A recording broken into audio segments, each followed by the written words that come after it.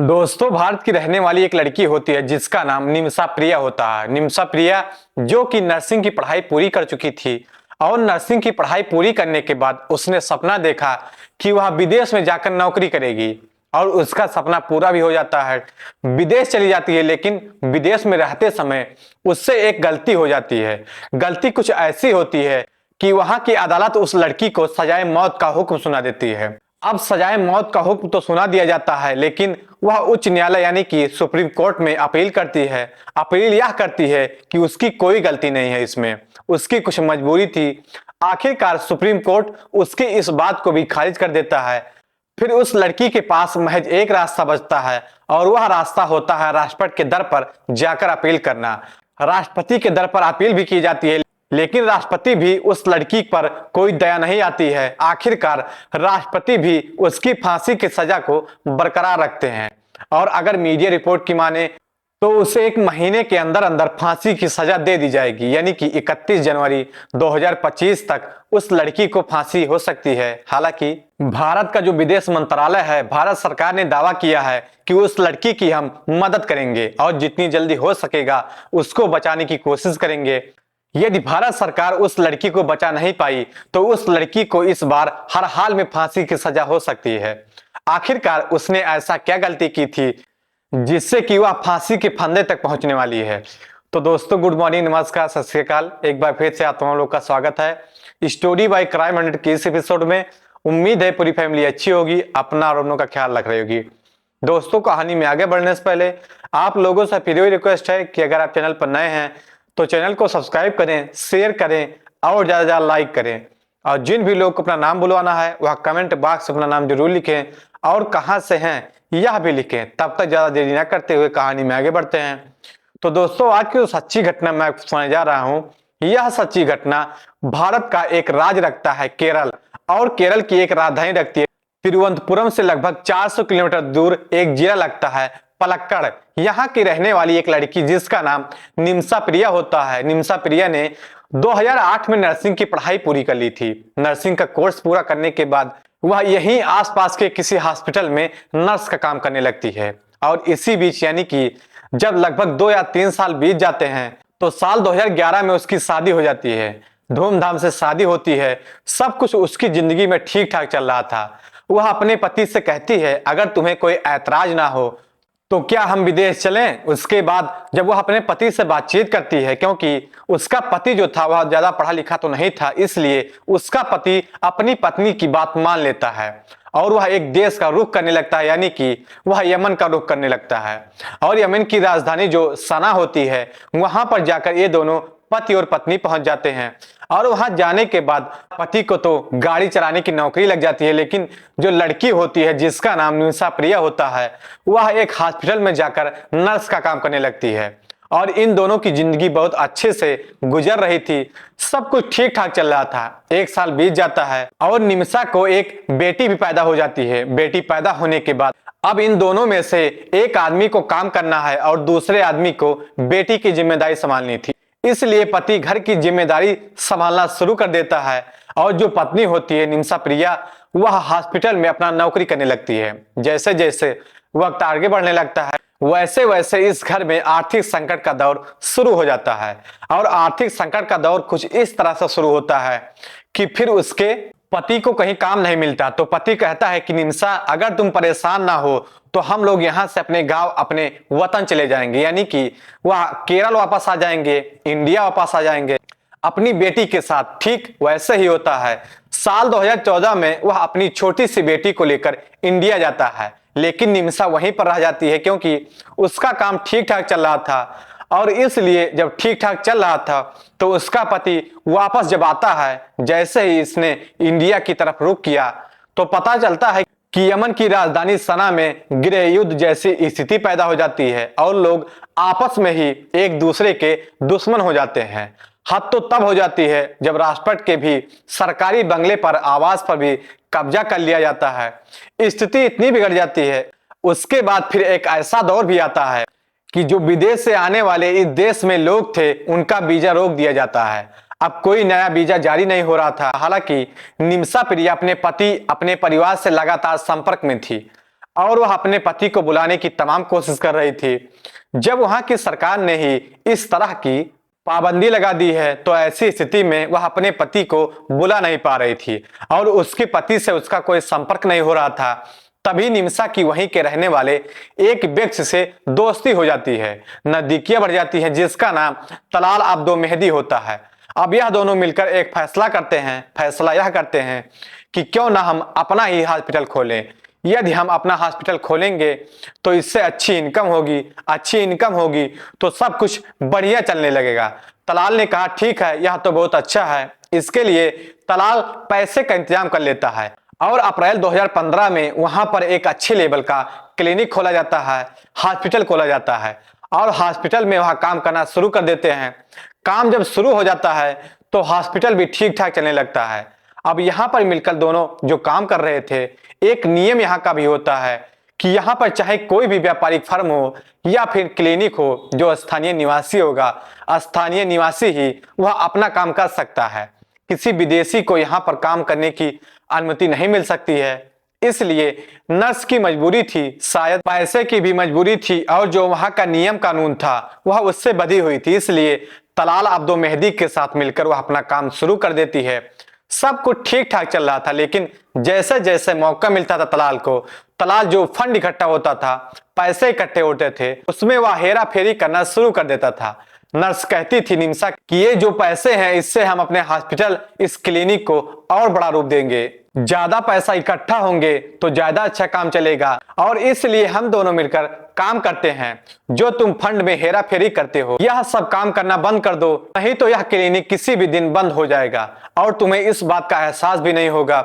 इस बात को देखते हुए दोनों में कभी ना कभी कहा सुनी भी शुरू हो जाया करती थी। नर्स में और जो तलाल था उनमें आपस में विवाद होता था। विवाद कुछ धीरे धीरे बढ़ने लगता है और नर्स उस क्लिनिक पर ध्यान देना कम कर देती है और जैसे ध्यान देना कम करती है तो बजाय क्लिनिक बढ़ने के अब वह पीछे की तरफ जाने लगता है, यानी कि उसमें नुकसान होने लगता है और लगातार वह कर्ज में आने लगते हैं। इसी हिसाब को देखते हुए इन दोनों के बीच में विवाद भी होने लगता है, झगड़ा भी होने लगता है और इसी झगड़े के बीच में तलाल को आदत पड़ जाती है नशीली दवाइयों का सेवन करने का, ड्रग्स जैसी चीजों का इस्तेमाल करने का।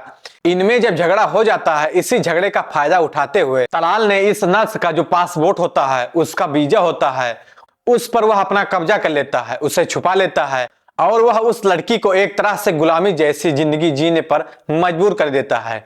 मीडिया रिपोर्ट ये बताती है कि तलाल कभी कभी अपने दोस्तों के साथ उसके घर पर पहुंच जाया करता था और घर पर जब जाता था तो अपने दोस्तों को लेकर जाया करता था और उसकी कोशिश रहती थी कि वह उस लड़की के साथ, उस नर्स के साथ जबरदस्ती करे, जबरदस्ती उसके साथ शारीरिक संबंध बनाने की, उसके साथ गलत व्यवहार करने की वह कोशिश करता था और नर्स इस बात का विरोध भी करती थी।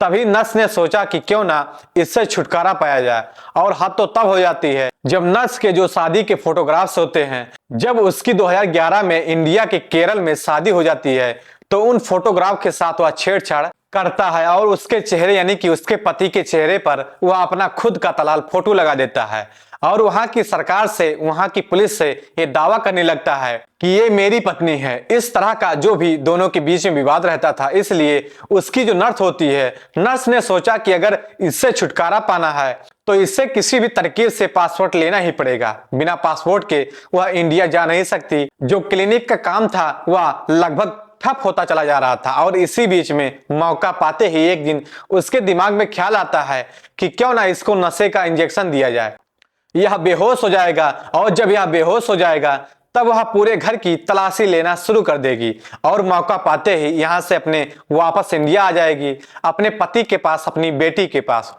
ऐसे ही जब उसने उस व्यक्ति को यानी कि तलाल को जब नशे का इंजेक्शन दिया जाता है तो उससे पहले इंजेक्शन से कुछ नहीं होता है, उसको लगता है कि इसको एक और इंजेक्शन दे देना चाहिए। जब वह इंजेक्शन दे देती है तो शायद यह बेहोशी की हालत में हो जाएगा, उसके बाद वह अपना पासपोर्ट इससे कब्जे में ले लेगी।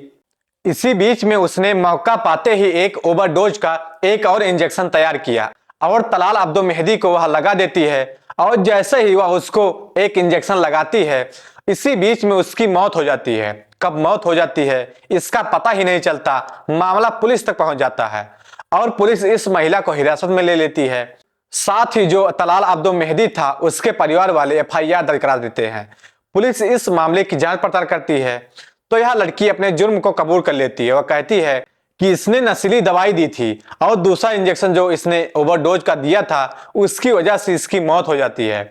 2017 में पुलिस यह लड़की जो नर्स होती है इसको गिरफ्तार कर लेती है।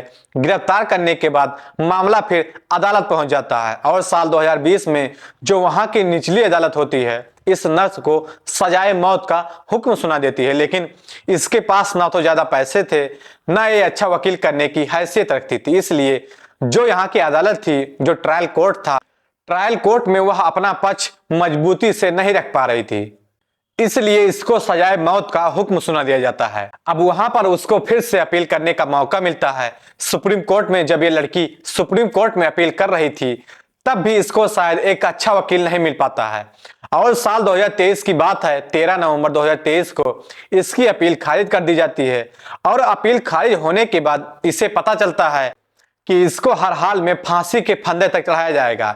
इसी बीच में हालांकि इसको मौका भी मिलता है और मौका होता है ब्लड मनी का। ब्लड मनी के बारे में कुछ इस तरह से बताया जाता है कि जिस पीड़ित परिवार का कोई व्यक्ति मर जाता है उस पीड़ित परिवार के पास जाने के बाद उससे माफी मांग ली जाए। यदि उससे पूछा जाए कि आप बदले में अगर कुछ पैसे लेना चाहते हो तो पैसे हम आपके अदा कर देंगे, जो भी वह रकम बताते हैं यदि वह रकम बता दी जाए और दे दी जाए तो ब्लड मनी के माध्यम से फिर सामने वाले को माफी भी हो सकती है और वह अपने आप को वापस भी कर सकता है। इसी बीच से बातचीत भी चल रही थी लेकिन बातचीत कंप्लीट नहीं बन पाती है। हालांकि इसका जो पति होता है वह इंडिया में रहते हुए द सेव निमिषा प्रिया के नाम से एक क्राउड फंडिंग की अपील करता है और वह बताता है कि वह एक ऑटो ड्राइविंग का काम करता है, उसकी एक बेटी है, उसकी पत्नी इस तरह से यमन जाती है, सना में रहकर वह अपना एक क्लिनिक पर काम करती है। वहां पर इसके साथ कुछ इस तरह की पूरी कहानी एक बयां करता है। बयां करने के बाद यह मामला बहुत ज्यादा वायरल भी होता है, क्राउड फंडिंग भी इकट्ठा हो जाती है, लेकिन उसमें पारदर्शिता होने की वजह से वह मामला भी कहीं ना कहीं उधर से लटक जाता है और ये बताया जाता है कि 1,60,00,000 में यह बात तय भी हो जाती है। लेकिन इतने पैसे का सही वक्त पर इंतजाम ना होने की वजह से साथ ही वह जो परिवार के लोग थे, जो तलाल अब्दो होता है उसके परिवार के लोगों ने इनकार भी कर दिया था और यह मामला फिर से आधे में लटक जाता है।